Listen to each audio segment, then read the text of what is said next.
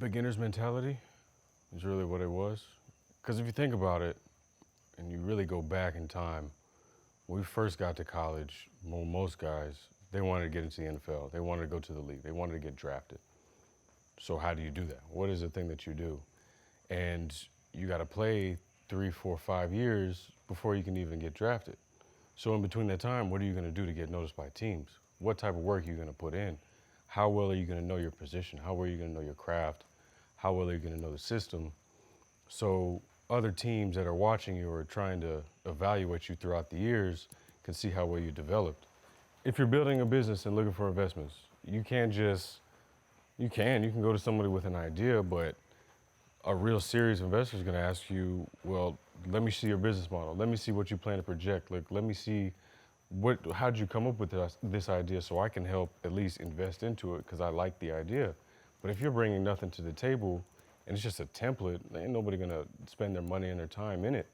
Same as the NFL. If you just kind of been coasting for 3, 4, 5 years, you're not really showing growth or potential, that's a team putting their money into you as an investment because they want to see how you pay off, because if you do, they'll pay you again as another investment because they've seen it grow over time.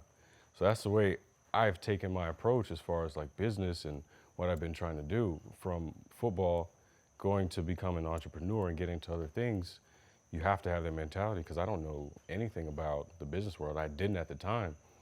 So I couldn't just jump in there and just think, oh, I know what to do. I don't need anybody to tell me what to do. I don't need to be around a mentor. I don't need to learn how to save my money. I don't need workers, just certain things as far as excuses, because as athletes, we want to do everything by ourselves. We're so A-type personalities. We want to be in control of everything. And that's when we really need help. We need to go back to our morals as far as working as a team, communicating, building a team, building relationships, being able to communicate when things are bad, being able to communicate when things are good, being able to everyone getting on the same page as far as a business plan and nobody deviating from that plan. And it's the same as an NFL team. You go through it throughout the season, 16 weeks, you go in with a set plan. You know that you want to win your division games. That's your top goal. So how do we do that? What are the things we need to do to prepare? And then next you start looking at it, we need to at least finish top in our AFC, NFC, whatever our division might be, because we'll have home field advantage. All those things kind of go into play when you're comparing basically the transition life that I've taken to the NFL life. I've just taken those values, those morals, and just applied them to the business world and just been able to develop them even more.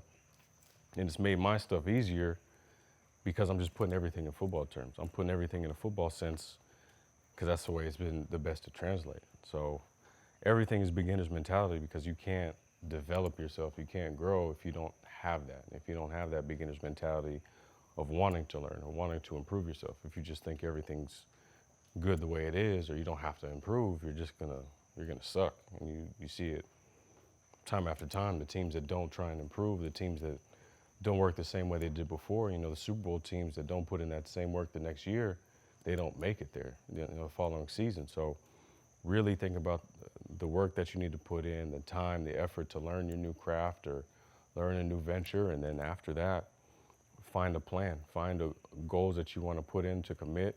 And if you have other people that want to come on board and be along with the ride, educate them as well and let them know your vision. Make sure they're on the same page, and then after that, you just kind of go. And wherever your choices take you, they take you. That's the advice I give, man.